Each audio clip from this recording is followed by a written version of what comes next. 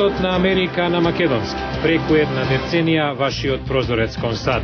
А сега, директно од студиото во Вашингтон. Добро вечер, го гледате ТВ журналот Newsflash на Гласот на Америка на македонски, а со вас во оваа емисија ќе биде Јулија Велковска. Во ова издание Американскиот оддел за правда поднесе жалба за преиспитување на уставноста на контроверзниот нов имиграционен закон на сојузната држава Аризона. Деталите во продолжение. Американскиот оддел за правда поднесе жалба за преиспитување на уставноста на контроверзниот нов имиграционен закон на сојузната држава Аризона. Во неа стои дека спроведувањето на имиграционите закони е федерална одговорност, а дека законот на Аризона го нарушува тоа овластување. Според законот, што треба да стапи на сила подоцна месецов, полицијата ќе има овластување да направи проверка на имиграционен статус на граѓаните доколку и само се посомнева дека тие во земјата престојуваат илегално. Тројца од 11 осомничени дека се дел од група што шпионирала во САД во корист на Русија, денес ќе се појават на суд. Обвинителите ги товарат Михаил Кацик, Наталија Переверзева и Михаил Семенко, дека заедно со останатите се обидувале да соберат информации за американското нуклеарно оружје и надворешната политика. Федералните обвинители најавија и дека ќе поднесат жалба на судската одлука со кауција од $250,000 да биде ослободена и ставена во домашен притвор една од 11 теми на осомничени, новинарката Вики Пелас. Британскиот секретар за одбрана Лајан Фокс вели дека силите на оваа земја ќе се повлечат од провинцијата Хелманд, една од најпроблематичните области во Јужен Авганистан, предавајќи ја контролата на американските трупи. Во долината Санџин во северен Хелманд загинале околу 1/3 од 312 британски војници стационирани во Авганистан од 2001 наваму. Во меѓувреме во источен Авганистан властите соопштија дека во воздушен напад на НАТО случајно биле убиени најмалку 5 на афганистански војници. Израелскиот премиер Бенџамин Нетанијаху во Њујорк се среќава со генералниот секретар на Обединетите нации Бан Ки Мун, а во фокусот на разговорите се блискоисточните мировни разговори. Во интервју за ABC тој кажа дека е подготвен да преземе чекори за олеснување на движењето на палестинците од западниот брег и за проширување на економските проекти, со цел да овозможи директни разговори со палестинците. За време на средбата во Белата куќа во вторникот, американскиот председател Барак Обама и Нетанијаху негираа дека има заладување во американско-израелските односи. Една недела откако Врховниот суд пресуди дека американците, каде и да живеат, имаат право да поседуваат оружје за самоодбрана, продолжува дебатата и правниот процес по ова прашање.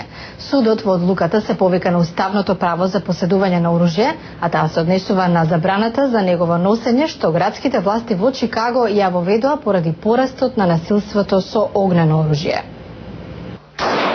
Само неколку дена откако Врховниот суд пресуди дека забраната во Чикаго, сојузната држава Илиноис, е противуставна. Градските законодавци, потикнати од неколку недели интензивно насилство на улиците, усвоија серија нови закони за контрола на употребата, продажбата и транспортирањето на огнено оружје. Синот на Анет Холт бил убиен во градски автобус. Таа стравува дека судската одлука ќе донесе повеќе оружје на улиците. Ова е шлаканица во лице за сите нас кои имаме загубено деца во насилство со оружје. Според Врховниот суд, правото на поседување оружје за самоодбрана е фундаментално право, повикувајќи се на вториот амандман на Американскиот устав и се однесува на сојузните и локални јурисдикции. Одлуката на Врховниот суд ја поздравија овие сопственици на оружје во Вирџинија. Тие во моментов слават уште една победа. Укинување на 15 годишната забрана со што ќе смеат да внесат оружје во ресторани, каде се служи алкохол, но само доколку не конзумираат алкохолни пијалоци. Филип Ван Клиф е председател на група за заштита на правото на поседување на оружје во Вирџинија. Ако градовите и сојузните држави одлучат да го регулираат правото за поседување на оружје, тоа значи дека истовремено се должни да имаат праведен систем во кој секој државјанин кој го почитува законот и кој не е криминалец може лесно да добие дозвола за поседување на огнено оружје. Поборниците за контрола врз огненото оружје се свесни дека групите што се залагаат за правото на негово поседување ќе вложат жалби на законите што ограничуваат неговата употреба, но сепак се надева дека најголем дел од законите ќе останат. Во Лас Вегас се одржа несекојдневен турнир во покер. во хуманитарни цели. Беа собрани милиони долари за помош и вртење на вниманието на жртвите на судирите во Дарфур и Демократската република Конго. Покрај професионалните играчи на масата, среќата си ја пробаа и некои познати лица.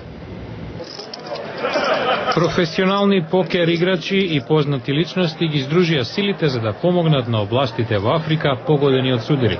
Ова е организаторот Ени Дюк. Колку повеќе придонесувате за креирање на стабилност во регионот, нови работни места и нова инфраструктура, толку е поголема можноста за трајни промени. Собраните средства годинава помогнаа да се изгради училиште во Дарфур. 4 години како што се организира турнирот, вкупно биле собрани преку 3 милиони долари. Боксерот Ивандер Холифилд и актерот Мет Деймон се меѓу овогодишните учесници. Да се изгради училиште во Дарфур, тоа е прекрасно, опиплив резултат за оние кои донираат. Може да го видат директното влијание во менувањето на животот на децата. Професионалните покер играчи се трогнати од она што го научиле за Африка. Брутално е тоа што се случува таму. Овој турнир е повеќе за да се подигне свеста отколку да се соберат пари. Една планета сме, поврзани. Она што се случува во Африка се одразува и на нашиот живот, без оглед каде живееме. Иако турнирот беше организиран поради судирот во Дарфур, дел од собраните средства се и за помош во Чад и Демократската република Конго. Дури и да не им одат картите од рака, учесниците велат не е битно. Оти во овој случај сите добиваат.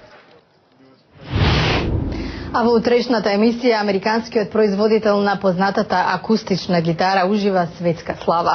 Вейн Хендерсон својата репутација одржа во текот на 50 години минати во бизнисот. Гледајте утре во Newsflash. Утре во Newsflash, долга редица за гитарите што ги прави Хендерсон.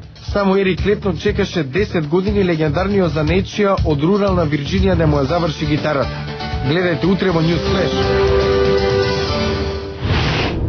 Ко гледавте Newsflash на гласот на Америка на македонски, јас сум Јулија Велковска од студиото во Вашингтон.